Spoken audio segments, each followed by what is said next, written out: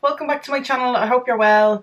So yeah, I might look a bit funny because I have a full face of makeup on, but I didn't do anything with me gappy, wonky eyebrows, although they are looking much better than they have done in recent months.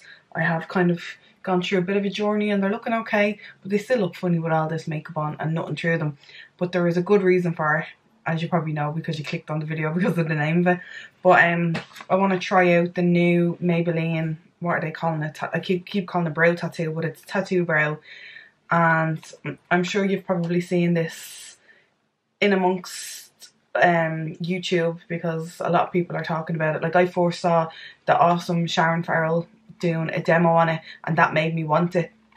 So when I knew it was in Boots, because actually it was yourselves, people who kind of follow me, told me it was in Boots because I was still looking at videos and stuff, and I shared one on my Facebook page and people were telling me it was in Boots. So I went in the other day and picked it up. It's €16.99 here, which I think is a bit steep, I'm not gonna lie, but I bought it anyway and I'm excited to try it.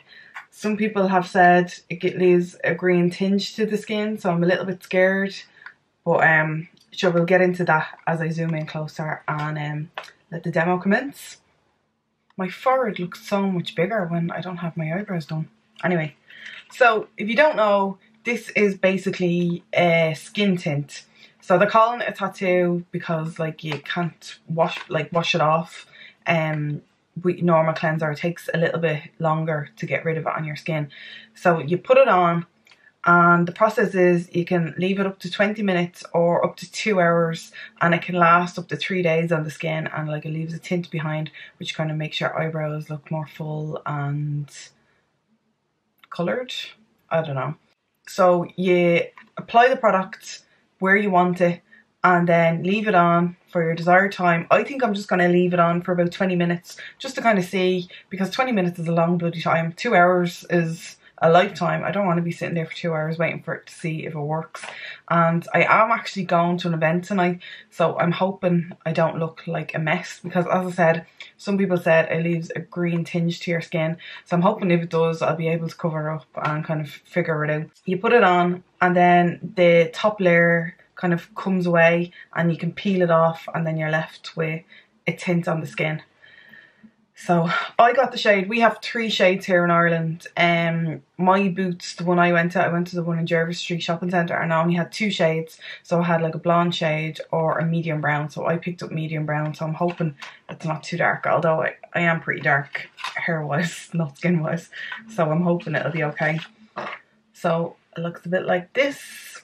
I have all like grams of product and all in the blog. I always do a blog post, so I link that down below and you can see kind of grams and the link to buy it through and all that good stuff. So this is what we're working with. It's like a really dark, shiny, latex-like formula, which is a little bit overwhelming, not gonna lie. And it comes with quite a thick brush, which is a little bit worrying if you're trying to kind of make shape with it. Yeah, sure, we'll see. Hold on, I'm gonna just put clips in my hair because my hair will be very annoying. So I have my trusty Kat Von D Shade and Light palette here as a mirror. So if I got lost in the mirror, I apologise, but I'm taking this quite seriously. So yeah, you just kind of have to draw it on and hope for the best. So let's do this. I know people were worried about it sticking and pulling out your hair. Maybelline do say that doesn't happen, that like it just kind of lifts off, so it doesn't pull any out, or it doesn't pull out any precious hairs. Because I know for me, I don't want any of my hair gone. I pluck out enough of it when I'm nervous. So yeah. Oh god, this is so scary. God, it's so dark. I want to kind of like overdraw, because obviously I overdraw my eyebrows, but at the same time I don't want to be left with like just a stripe of colour as well. I have quite long eyebrow hairs. It's actually quite difficult to get into like behind them, I'm finding.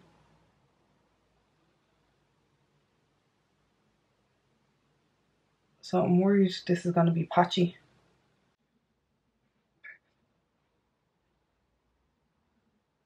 Alright, I think I'm going to leave that one there and just hope for the best. That's my shittier brow. This one will hopefully be a bit easier. This is a better shape. I have a feeling even after doing this, I'm still going to have to kind of draw in and perfect the brows. It's quite a gloopy formula, so I'm finding I'm having to kind of dip in continuously.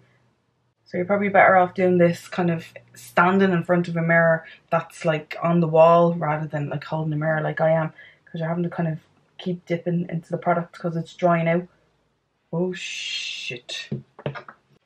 Okay, word of warning, keep a cotton bud nearby because you will need it, because it is messy.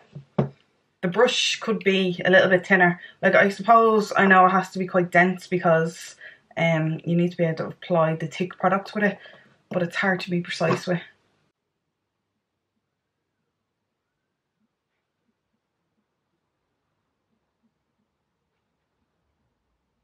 Okay, I think I'm going to leave it there. So I'm going to do the 20 minutes and then I'll come back and peel it off on camera. So it has been 26 minutes. I've Snapchatted, Instagram storied, did a boomerang, and now I've set back down. Oh, and I took a thumbnail as well, looking scary with my eyebrows like this. So I'm hoping they're dry. I was just saying on my Snapchat actually, this, like, applying this kind of reminded me of applying, you know, the Asian like charcoal mask that you put, like the peel off mask. I did a video on that a while ago and it was a really similar experience kind of putting it on. So I'm hoping it's not a similar experience peeling it off, because that pulls off every hair and anything that's on your face and it fucking hurts. So I'm hoping this isn't the same. I'm hoping they're dry. And I'm hoping I can just, yeah, well, that actually came off pretty easy. I'm gonna scooch in a little bit closer so you can see I was able to kind of get a corner down, which is good. So let's peel.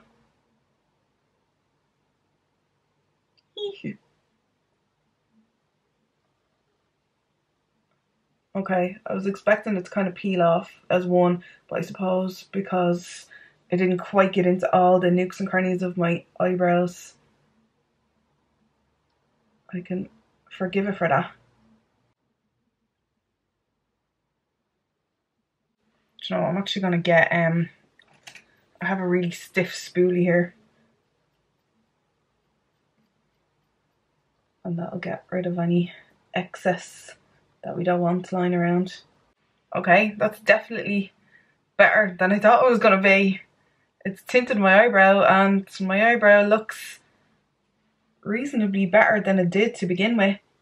There's a little bit of patchiness going on, but as I said, it was because I couldn't get it quite under all the hairs because the formula is quite thick, which I can understand because you have to peel it off. But it's definitely tinted the skin. And I know a lot of people were saying that they got a green tinge from it. You can see mine here. I definitely haven't. I'm not saying that doesn't happen because I'm sure it does, but it didn't happen on my skin anyway. But sure, I better take this one off so they're looking reasonably the same. It's cutting the hairs, but it's not pulling the hairs off my brows.